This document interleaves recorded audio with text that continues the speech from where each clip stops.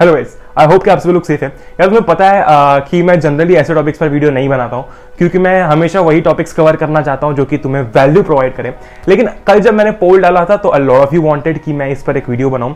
आज मैं तुमसे कुछ इंपॉर्टेंट चीजें डिस्कस करने वाला हूँ और साथ ही साथ में why you should not worry so much, इसके बारे में हम लोग आज बात करने वाले हैं। And if you are new to this channel so यहाँ पर तुम्हें यार क्लास 10 से रिलेटेड हर एक चीज from your notes, free notes से लेकर तो मटेरियल से लेकर तो सब कुछ, स्ट्रैटेजी एंड एवरीथिंग, बहुत सारी चीजें अभी आ चुकी है, बहुत सारी चीजें आने वाली है। So if you haven't subscribed I think that you should subscribe. Okay, बिना किसी देरी के स्टार्ट करते हैं।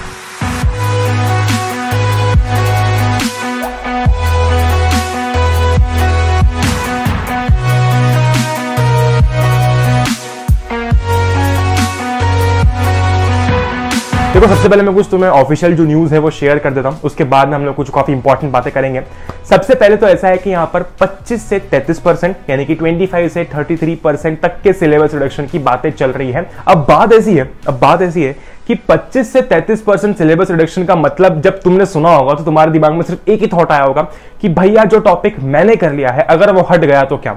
देखो यार, यहाँ पर बात ऐसी है कि जो टॉपिक्स बहुत इंपॉर्टेंट है, इलेक्ट्रिसिटी, लाइट, कार्बन, ये कुछ ऐसे इंपॉर्टेंट टॉपिक्स हैं जो कि सिर्फ बेस हैं। जब तुम 12th में जाओगे तो 12th के अंदर ये काफी ज्यादा काम आते हैं। यार इलेक्ट्रोस्टैटिक्स एक बहुत ज्यादा वेटेज वाला पोर्शन है क्लास 12th के अंदर, ठीक है, तो वो बहुत इंपॉर्टेंट है वहां पर, और वो समझने के लिए यहाँ पर बेस समझना इंपॉर्टेंट है।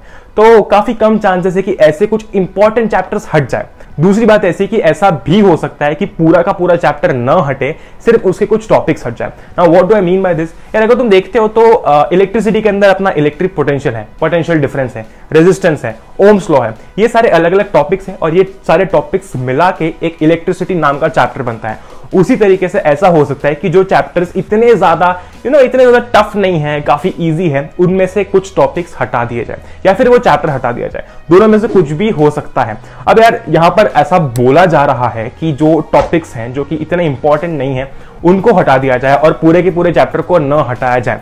इसका मतलब ऐसा है कि चैप्टर उतने ही रहेंगे, लेकिन हाँ हो सकता है कि उसके जो टॉपिक्स है, बहुत सारे चैप्टर के जो टॉपिक्स है उनको हटा दिया जाए। तो ऐसे करके भी चीजें हो सकती है। अब ये हो सकता है कि तुम्हारे लिए एक अच्छी बात हो क्योंकि शायद तुमने काफी सारे चैप्टर्स कवर कर लिए हो और तुम ये नहीं चाहते हो कि ये टॉपिक्स हटे। अभी आगे मैं थोड़ी सी इस पर भी बात करता हूं। उसके बाद में बात हो रही है कि 50% जो आपका पेपर होगा उसमें एमसीक्यूज होंगे, यानी कि जो मान लेते हैं कि 70 मार्क्स का पेपर है तो 35 मार्क्स के ऊपर थ्योरी पोर्शन होगा और 35 मार्क्स के ऊपर एमसीक्यूज होंगे। अगर हम लोग बात करते हैं कि 70 मार्क्स का पेपर होता है तो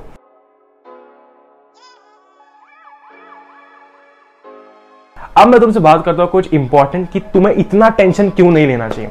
देखो, अगर मैं सबसे पहले तुमसे बात करता हूं तो तुम ये सोच रहे होगे कि यार अब मैं क्या करता हूं कि अब मैं नहीं पढ़ता हूं, जब तक मेरा सिलेबस नहीं आता है तब तक मैं नहीं पढ़ता हूं। ऐसा है कि अगर तुम थोड़ा सा सोचते हो तो ये सिर्फ 5-6 दिन की बात थी। अभी 4-5 दिन पहले ही तुम्हें ये चीज पता चली है कि सिलेबस में कुछ ना कुछ रिडक्शन आएगा, पेपर पैटर्न चेंज होगा। उसके पहले तुम अपना काम खुद से कर रहे थे, उसके पहले तुम जो पढ़ना चाह रहे थे तुम वो पढ़ रहे थे। अब तुमने क्या नहीं सोच लिया यार ये 4-5 दिन के अंदर अभी देखते हैं क्या होता है, सिलेबस रिड्यूस होता है नहीं होता है, फिर मैंने जो पढ़ा वो तो वेस्ट चले जाएगा।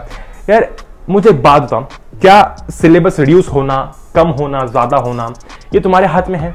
नहीं है। हम अपील कर सकते हैं, कि भाई यहाँ पर 35 की जगह यार एटलीस्ट 50% रिडक्शन हो, लेकिन ऐसा है ना कि वो डिपेंड करता है कि सिनेरियो क्या है।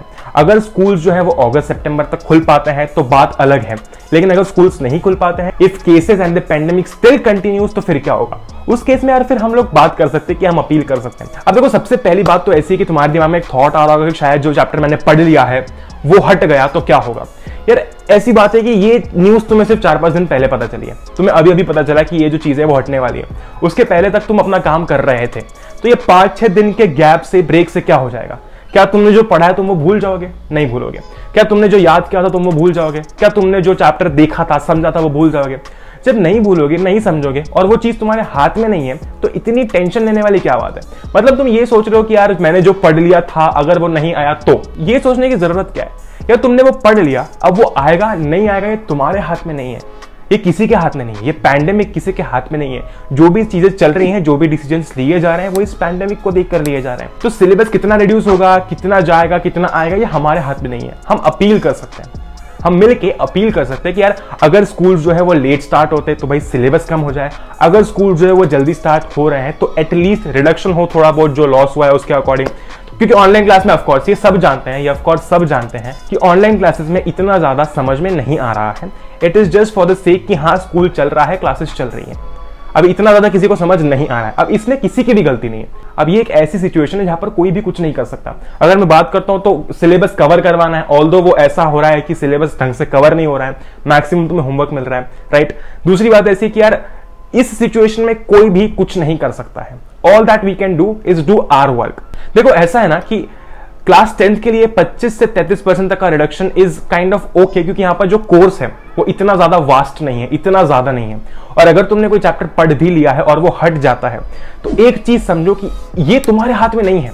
अगर तुम इस बात को लेकर स्ट्रेस ले रहे हो कि ये मेरे हाथ में है, सिलेबस रिडक्शन करना मेरे हाथ में है, तो ये तुम्हारे हाथ में नहीं है। अब इसके आगे क्या होगा किसी को नहीं पता है ना। इसके आगे स्कूल्स खुलेंगे नहीं खुलेंगे ये किसी को नहीं पता है। अगर बाद में सेम सिचुएशन रहती है तो ऑफ कोर्स बाद में नए रूल्स के साथ में आना पड़ेगा, क्योंकि इस पॉइंट ऑफ टाइम पर कोई कुछ नहीं कह सकता, कोई कुछ नहीं कर सकता। नेक्स्ट चीज ऐसी है, बिंज वॉच करना छोड़ दो। देखो मुझे 100% पता है कि तुम इसी टॉपिक को लेकर बहुत सारे वीडियोस देख रहे हो, बहुत सारे वीडियोस देख रहे हो, और ऐसा है ना कि तुम्हें हर एक जगह से कुछ ना कुछ नई इंफॉर्मेशन मिलती है, कुछ अलग इंफॉर्मेशन मिल रही है। तो मैं यार तुम्हें सिर्फ एक ही चीज रिकमेंड करूंगा कि सबसे पहले तो ये बिंज वॉच करना छोड़ दो। वीडियोस पे वीडियोस, वीडियोस पे वीडियोस, आर्टिकल्स पे आर्टिकल्स, ये सिर्फ तुम्हें कंफ्यूज करेंगे। सीधी सी बात है, जिस दिन ऑफिशियल डिसीजन आएगा मैं तुम्हें अपडेट कर दूंगा, तुम्हें न्यूज में पता चल जाएगा। सीधी सी बात है, अगर कोई भी सोर्स बार बार एक ही टॉपिक को लेकर वीडियो डाल रहा है तो वो किसी की भलाई के लिए नहीं है, वो व्यूज के लिए है। सीधी सी बात है, क्योंकि यार अगर कोई अपडेट आया ही नहीं है अभी तक, फ्यूचर में जो अपडेट आने वाला है वो अभी तक आया ही नहीं है, तो एक ही चीज को बार बार देख के कुछ नहीं होगा। ओके तो सबसे पहले तो जो सिलेबस का कंप्लीट सिनेरियो था कि 25 से 33% तक का रिडक्शन होगा। अब इसमें दो केसेस हो सकते हैं, या तो कंप्लीट चैप्टर हट जाए या तो एक टॉपिक हट जाए। नेक्स्ट चीज ऐसी है कि यार तुम्हें टेंशन लेने की जरूरत इसलिए नहीं है क्योंकि हम अकेले नहीं हैं, राइट। हमारे साथ में बहुत सारे लोग हैं। यहां पर अगर मैं बात करता कि मैं अकेला एग्जाम दे रहा हूं तो बात अलग थी। यहां पर बहुत सारे लोग एग्जाम देंगे, ठीक है, और सबका एक ऑर्गेनाइजेशन को सोचना है, उस हिसाब से डिसीजन लिया जाएगा। अब बात ऐसी है कि 25 से 33% में अगर रिडक्शन हो गया, ठीक है, और उसके बाद भी स्कूल्स नहीं खुलते हैं काफी दिनों तक, काफी टाइम तक, तो फिर क्या होगा?